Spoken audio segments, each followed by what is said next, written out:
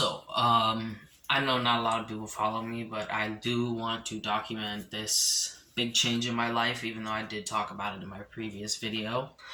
I did make a move from Ohio to Connecticut, and I did that for a couple of reasons, mostly because of my girlfriend, of course, and her son, of course, but also because the medical care here is a lot more, I guess, LGBTQ friendly, and they have more experience with it, so they kind of have an idea more of what you want in your transition. They understand more about transition, and they understand how to help you with these things medically. And I learned through my first primary doctor slash endocrinologist visit that my doctor at the Cleveland Clinic had no idea what he was doing with me as a trans individual.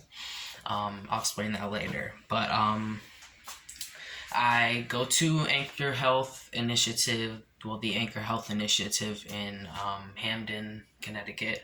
I see Dr. AJ Eckert.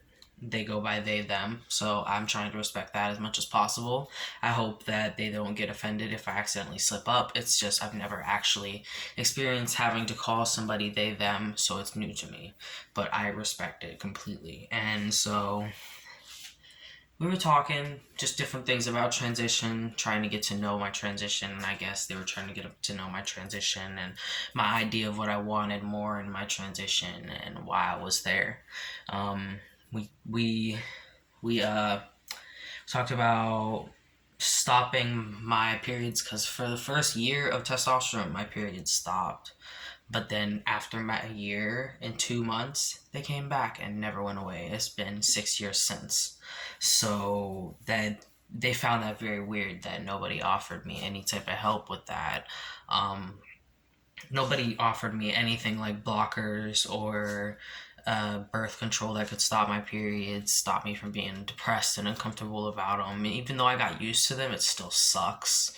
Um, uh, Cause I've had them, been had them, still have them, and I'm on a progesterone only pill now, but I'll explain that later too. We talked about stopping my cycles. Eventually, if I want to get a hysterectomy and top surgery, and yes, they said I would probably qualify for a keyhole, so I'll probably go ahead and do that after my hysterectomy. And they did something amazing that I was very grateful for. This doctor gave me 2 months basically worth of my testosterone gel.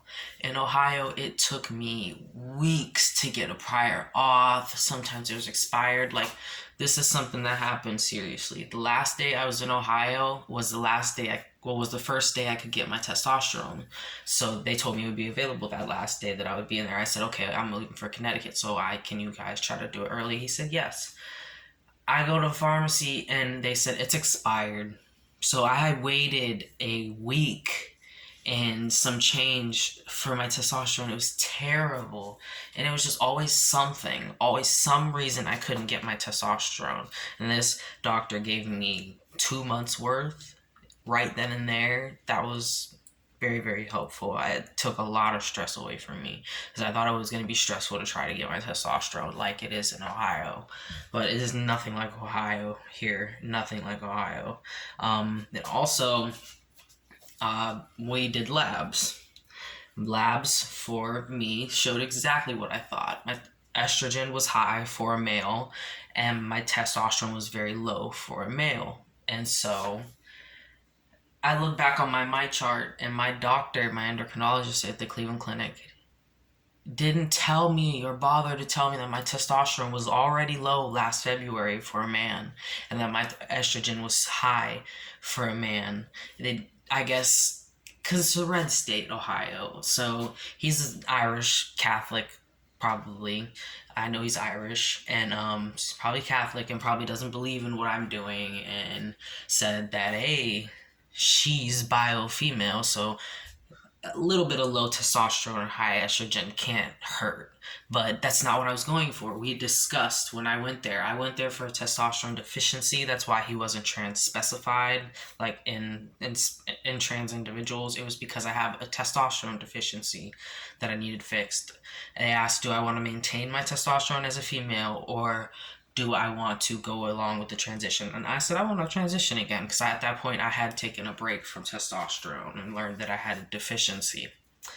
So I don't understand why he wouldn't bother to tell me that my testosterone's been low for so many months. And I even think last February it was low. Not this past February, the February before that. So it's been a year and a little bit. So my testosterone's been low forever. And that's just, it kills me because it wastes so much time and I haven't had any progress. It's just so frustrating, and now I know why. So they increased my dose. My doctor, Dr. AJ Eckert, increased my dose to a packet a day instead of half a packet a day on both arms. Until I got my sub-Q shots. Now, I did my first sub-Q shot this Tuesday, which I don't know, it might be 2 days ago, or maybe yesterday. It's 2 days ago, I think. And I was surprised because I have a needle phobia. I did IM injections for 7 years, and my mom did them, and even after, I would almost faint. And somehow, for this sub-Q, I just was like, all right, I'm going to be doing this to myself, so I'm going to do it. Pinch the fat, kind of put it in. All I felt was the needle start to press into my skin a little bit, and then it injected. Like, it popped. Like, I didn't feel anything after that, except for the needle touching my skin. So I did a whole auto injector by myself, which I get 4 of them a month. I'm doing them weekly. It should give me a lot more results.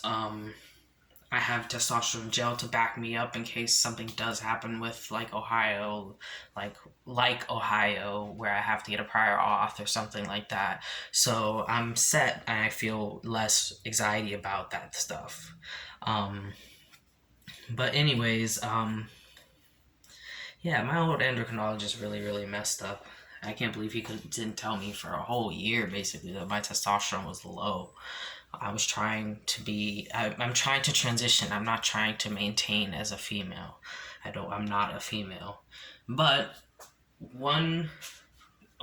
this was all good news, but one good piece of news is my colitis is starting to clear up.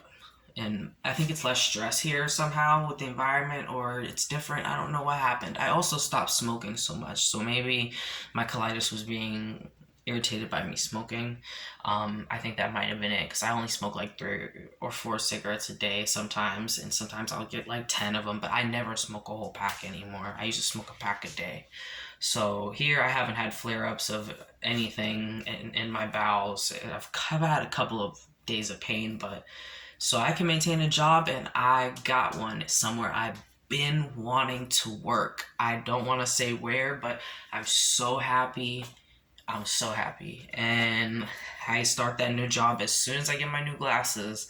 And they're going to be some little nerd glasses, but a little more rectangular, just a little sharper on edges. And they're multicolored, and I love them. So I didn't look at them on me, so I hope they look nice, but whatever. I'm tired of contacts, and right now I don't even have them in because they were expired in April, and nobody would give me my prescription while I was here, and I couldn't get any more, or my glasses, until April, and then COVID happened, so I had to wait longer. And then by then I moved, so I had to wait for my doctor's appointment with the eye doctor here in Connecticut, which just happened yesterday. So as soon as I get my glasses, I'm cleared for work. I'm happy. I pretty much realized that Social Security benefits are not reliable income anymore. They try to cut as much as they can off of whatever they can, whatever part of my budget that they can, and it's so annoying that it's not reliable anymore. I want to just make my own money. I want them to keep my medical so that I can function and work, and I want to work. I want to make my money. I want to have steady income. I don't want to be guessing what they're going to be giving me so that I'm short on my rent. Because I just moved, I just got a new apartment with my girlfriend. So, yeah, I can't afford to be guessing how much I'm getting a month. So, yeah, I'm doing a lot better. Uh, different stressors now since I'm in a different environment. But um, like I said, I got all this stuff going on with my transition. Finally, it's another T update. And It's been a long time. And also, new job. That's good things. I'm getting paid a lot more than I was before at Giant Eagle. I could say I worked at Giant Eagle now because I don't work at Giant Eagle anymore. But I got paid. I'm getting paid a lot more. So, yep, that's pretty much it. I will rant to you guys about something else later. Peace out.